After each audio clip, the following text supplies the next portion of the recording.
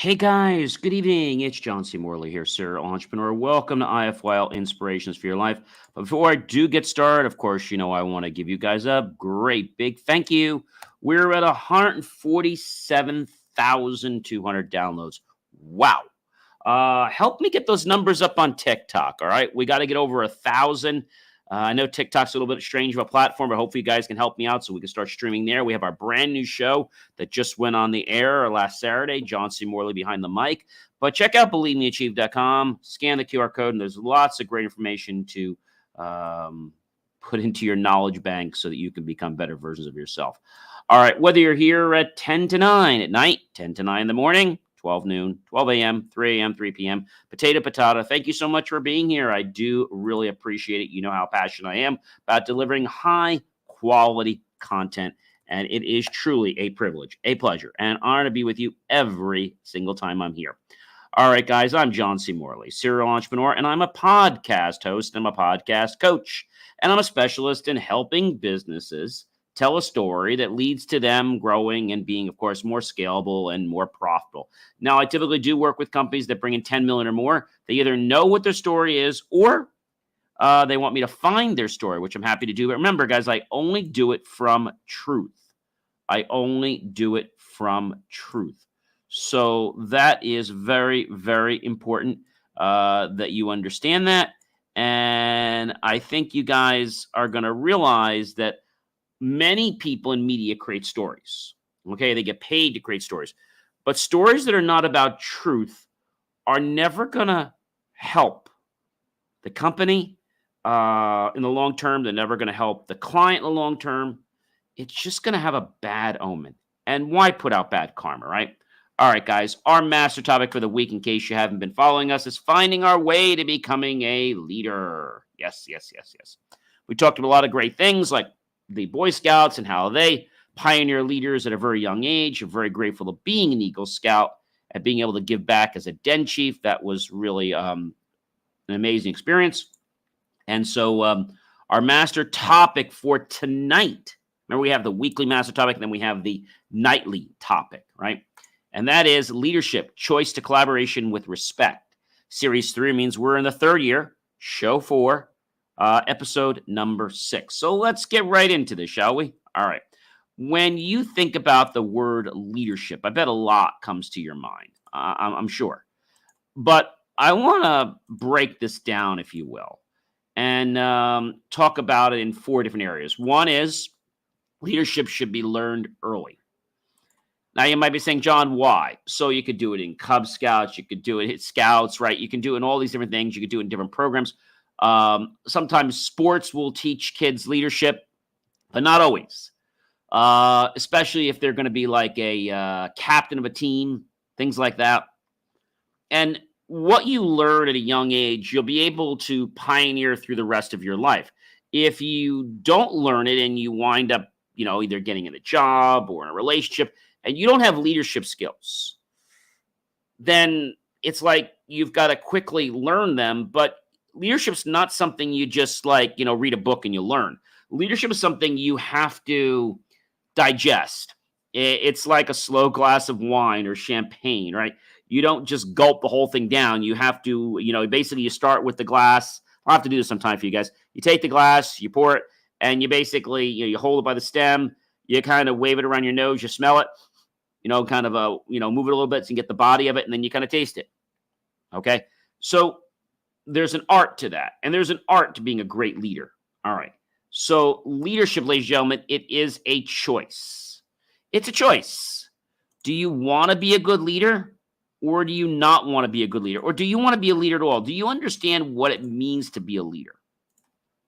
A leader means that you're going to inspire other people on your team to carry out your mission. And hopefully, if you're a great leader, they're not going to need much encouragement.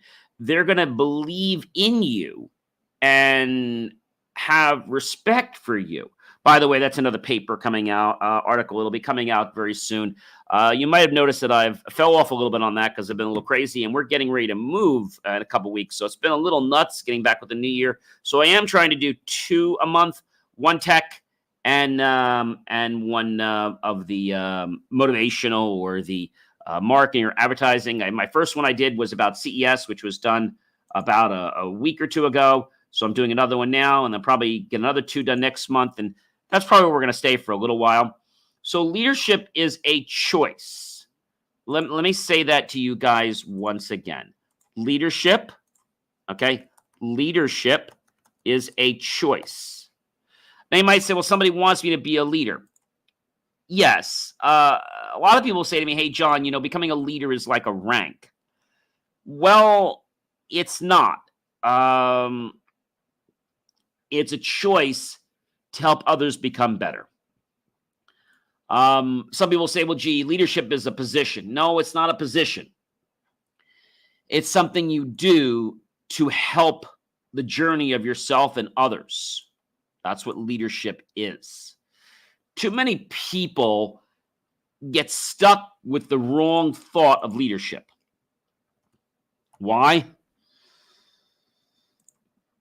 I think it's because they're looking for that ego, right? They're looking for that ego, and I think that's the main thing. Is doing that ego.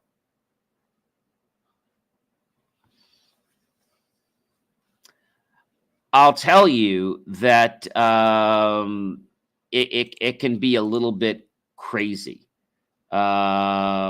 And the reason I tell you that it can be crazy is because a lot of people don't quite understand.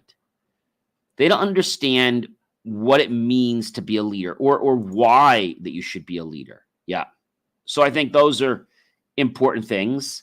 And I know a lot of times you're probably saying, gee, John, why should I be a leader? Well, if you're good at something and you want to motivate people to do that, or you want to inspire others, or you want to get those people to join the ranks of becoming a leader, that's a great reason to be a leader.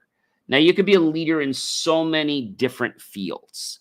You could be a leader if you're a doctor, you could be a leader, right? Mentoring other residents that are going to become doctors or surgeons. You could be a leader, as I said to you, in scouts, right? You could be a leader at your company, with your sales team, with your management team, with your service team. You can choose to be a leader anywhere. You could be a leader in your family. Maybe, you're one of the oldest dudes in the family, and it doesn't mean being disrespectful to anybody. It means you're the leader. You're the one that's going to make sure things get done. You're the one that's going to make sure that the chores are assigned. And the leader is the one that's going to handle it, not mom or dad. You're going to be the leader. You're going to step in. And when you show them that you are able to handle this, they're going to be able to give you more responsibility. Hint, hint, like the car, right? Just kidding. But, seriously, everything in life is about responsibility. And I think sometimes, we want responsibility so badly, but if we get it too quickly, then that could be a very, very big problem, because we don't have the skills that we need to accomplish that particular task. And it's not saying that we're bad. It's just that we need experience, right? If you start out, let's just say, on a baseball or football team, are they going to immediately make you the catcher or make you the quarterback? Of course not. Or are they going to make you the goalie right away? Of course not. If you come from another team and you were a great goalie, well, then that's a different story.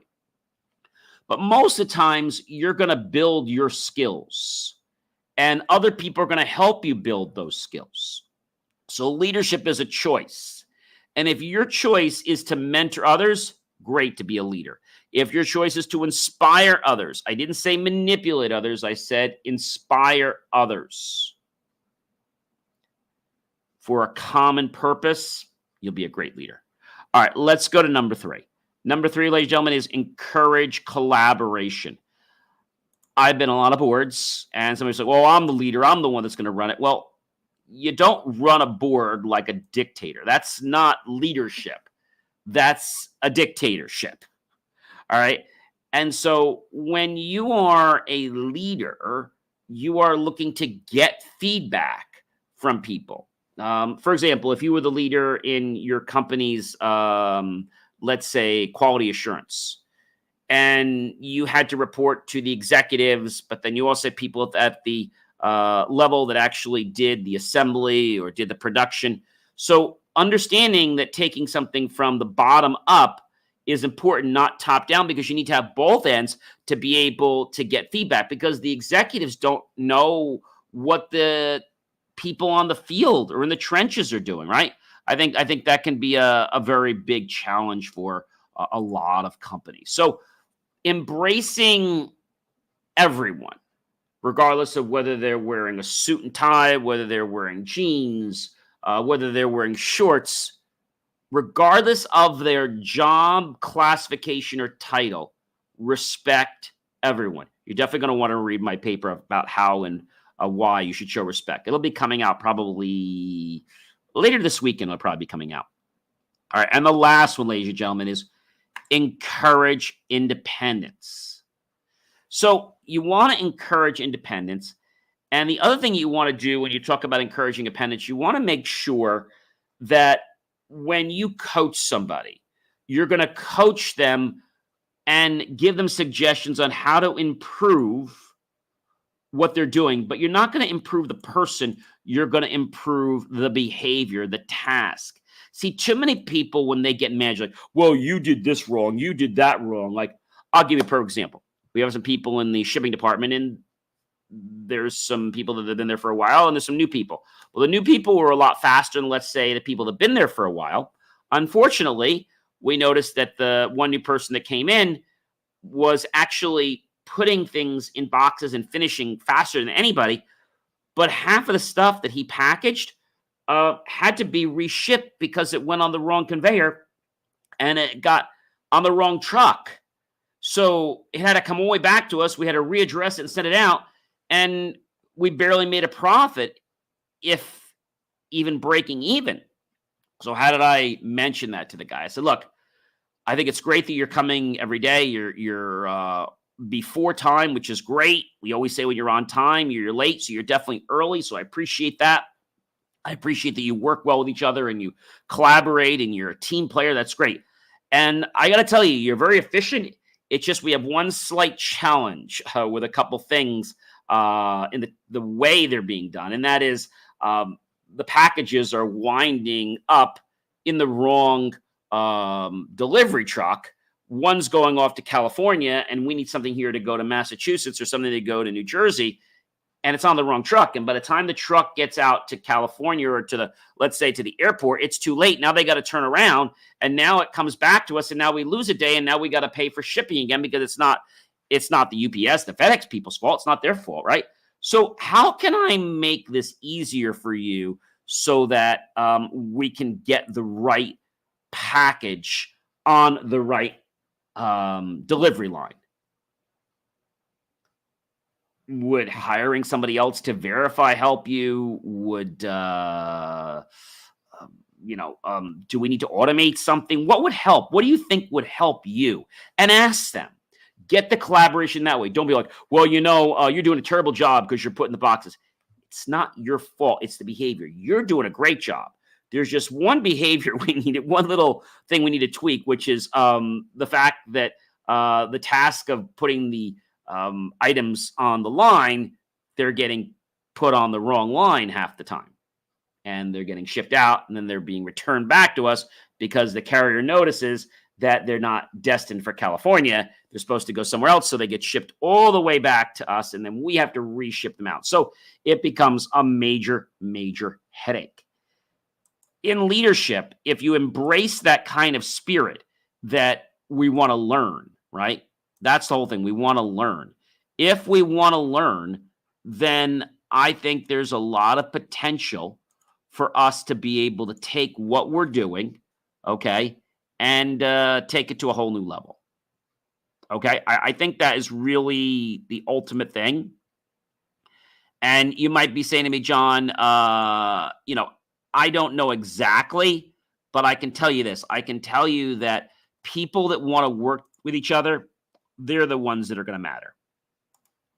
They're the ones that are going to matter. And the reason I say they're going to matter is because it's all about the fact that a behavior could turn into a real problem. And the problem is now being attacked because of your personality. Remember, it's not personal. I stroke the person's back and say, hey, you're doing a great job. You're on time. You're very, let's say very congenial with everyone. And you really try to help everybody. It's just this one little task where we get things out the door, which happens in the last couple hours before we go home. And I noticed that half the stuff's going on the wrong line. So the way I approached it, and then saying to him, hey, what should we do? He gave me some ideas. One idea was obviously, yes, we could get him someone else that could double check. Another thing that he said is that could we color code the boxes?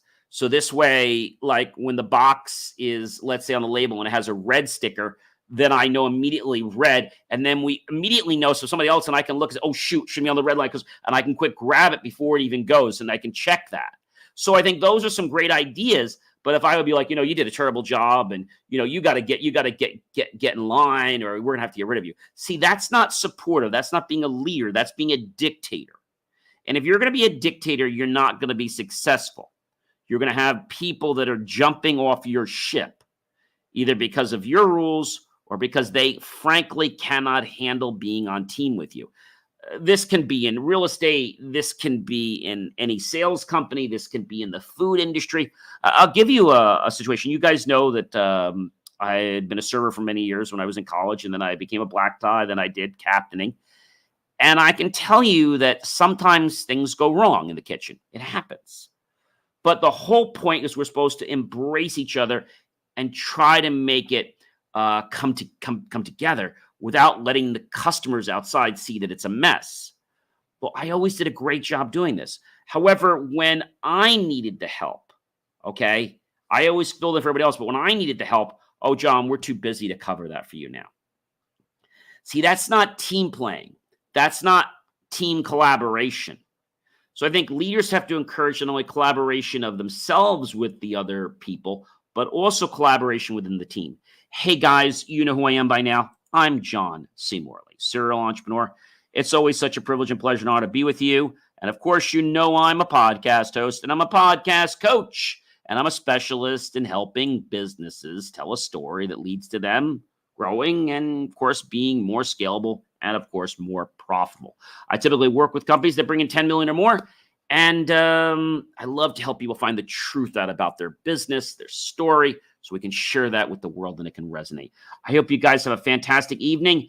And I'll catch you tomorrow for the wrap up of, the master topic, which I know you guys know what that is, but in case you don't, finding our way to becoming a leader. We're going to summarize what we talked about during the week, and I'll give you some more things that we can kind of wrap everything up and kind of put a nice package and bow on it so you guys can understand that leadership is not something to be taken lightly. It's also not something to fear, but it's something you've got to take seriously. Because if you don't, the people in your platoon, the people in your army, the people in your group, your committee, your team, they're going to lose respect for you because they can see that you really don't care. Have yourself a great rest of your night, everyone, and be well.